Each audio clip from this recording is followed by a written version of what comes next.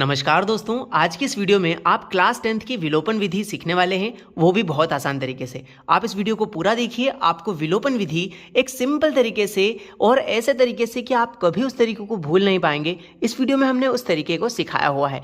आज आपको विलोपन विधि हम इस तरीके से सिखा देंगे कि आप फिर कभी भी इस 4 नंबर वाला क्वेश्चन को, जो कि क्लास 10th का मोस्ट इंपॉर्टेंट क्वेश्चन होता है, विलोपन विधि से सॉल्व करना, किन्हीं दोनों समीकरणों को आप कभी भी नहीं भूलने वाले। आपको हमेशा ये क्वेश्चन याद रहेगा। चलिए शुरू करते हैं। यहां पर अगर आप क्लास 10th में हैं तो आपको 2 समीकरण को हल करना होता है, वो भी विलोपन विधि से, जिसमें पहला समीकरण दिया है 3x + 4y = 10। जो पहला समीकरण है उसे हम नाम दे देंगे समीकरण नंबर 1, क्योंकि वो पहला समीकरण है इसलिए समीकरण नंबर 1।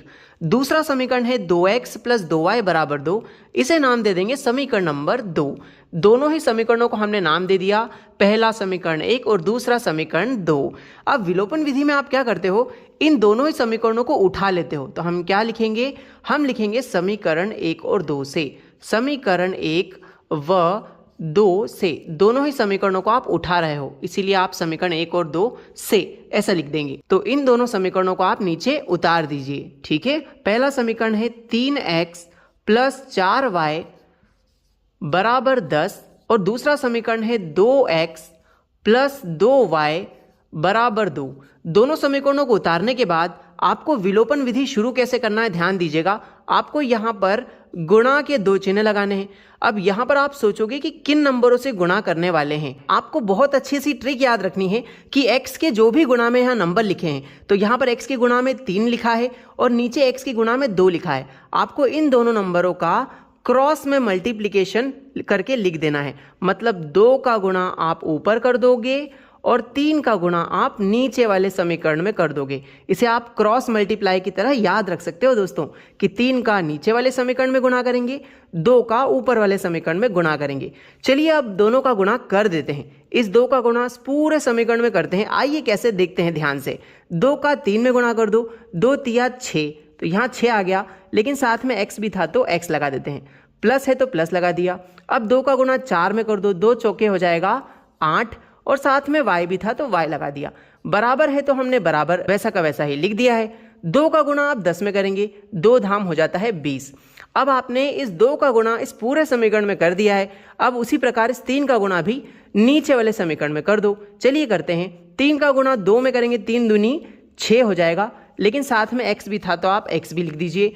अब 3 का गुणा 2 में करेंगे तो फिर से 3 दूनी 6 हो जाएगा और साथ में यहाँ y भी था तो y एज इट इज आ जाएगा। बराबर है तो हमने यहाँ बराबर लगा दिया है। अब क्या बचा है, 3 का गुणा 2 में करेंगे, 3 दूनी 6। लीजिए दोस्तों, विलोपन विधि हम क्यों करते हैं, ताकि हम x के जो भी गुणा में नंबर है उन्हें बराबर कर देते हैं।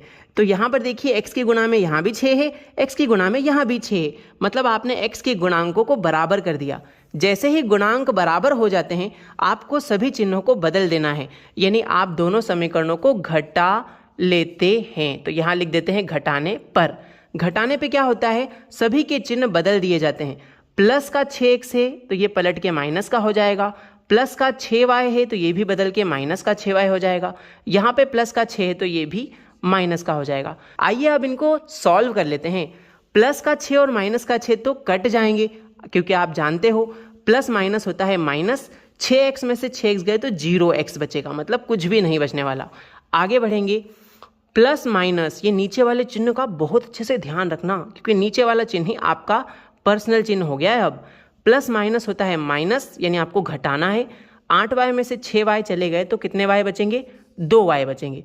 बराबर 20 और माइनस का 6, मतलब 20 में से 6 गए तो कितने बचेंगे, यहाँ पर बचेंगे 14। अब आपको यहाँ से y का वैल्यू दोस्तों निकाल लेना है।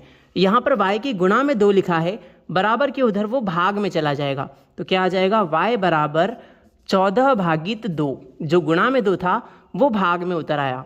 ठीक है, 2 एकम 2, 2 सती 14। बधाई हो, आपका y का वैल्यू निकल के आ गया दोस्तों। y का मान हमारा आया है 7। कितना आया है, y = 7।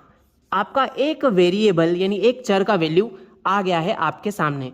अब आप क्या कीजिए, इस y का मान या तो आप समीकरण 1 में रखिए या समीकरण 2 में रखिए, आपको x का मान भी आसानी से मिल जाएगा। तो यहां पर हम लिखेंगे y बराबर 7 समीकरण 1 में रखने पर। आइए हम लिखते हैं, क्या लिखेंगे, y बराबर 7 समीकरण 1 में रखने पर। आप पूरा लिख लीजिएगा कि y बराबर 7 समीकरण 1 में रखने पर। क्या आपको समीकरण 1 याद है दोस्तों? अगर याद है तो आप कमेंट सेक्शन में हमें समीकरण 1 लिख के बताइए। और आपको ये वीडियो कैसा लग रहा है, हमें आप अगर 10th क्लास के स्टूडेंट है तो कमेंट में ज़रूर लिख के बताएं कि मज़ा आ रहा है या फिर नहीं आ रहा है इस वीडियो में। तो यहाँ पर y बराबर 7 समीकरण 1 में रखना है। पहले समीकरण 1 ढूंढो, कहाँ है, ये रहा, जो कि है 3x + 4y बराबर 10। तो यहाँ लिख लेते हैं 3x + 4y बराबर 10। यहाँ पे आप क्या रख रहे हो, y की जगह 7 रख रहे हो। चलिए रखते हैं 3x + 4 गुणा में लिखा है y और y की जगह है 7, तो यहाँ पर 7 रख देते हैं y की जगह पे, बराबर है 10, तो 10 लिख दिया। अब इसको सॉल्व कर लो, आराम से x का मान आ जाएगा। 3x + 4 का 7 में गुणा करो, 4 × 7 = 28 हो जाएगा दोस्तों, बराबर में लिखा है 10। अब देखिए यहाँ लिखा है 3x, तो हम लिख देते हैं 3x, बराबर में चल रहा है 10। अब ये प्लस का 28 है, बराबर के उधर गया तो माइनस का 28 हो जाएगा दोस्तों। 3x तो एज इट इज रहेगा। अब यहाँ पे देखिए 10 में से 28 नहीं घट सकते, तो हम उल्टा करेंगे, 28 में से 10 गए तो यहाँ पर 18 बचेंगे।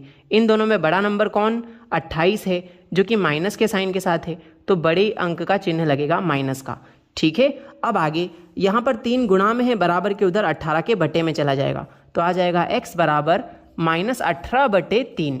चलिए अब आप इसको 3 से काट दीजिए, 3 एकम 3, 3 छंग 18, तो यहाँ पर x का वैल्यू निकल के आया है -6।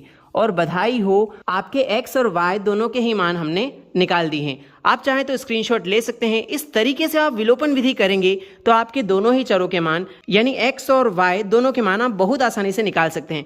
आपको यह वीडियो कैसा लगा कमेंट सेक्शन में ज़रूर बताइएगा। आप अगर प्रतिस्थापन और वज्र गुणन यानी एलिमिनेशन मेथड, सब्स्टिट्यूशन मेथड और क्रॉस मल्टीप्लिकेशन मेथड तीनों ही सीखना चाहते हैं तो डिस्क्रिप्शन में हम इन वीडियोज़ के लिंक दे देंगे।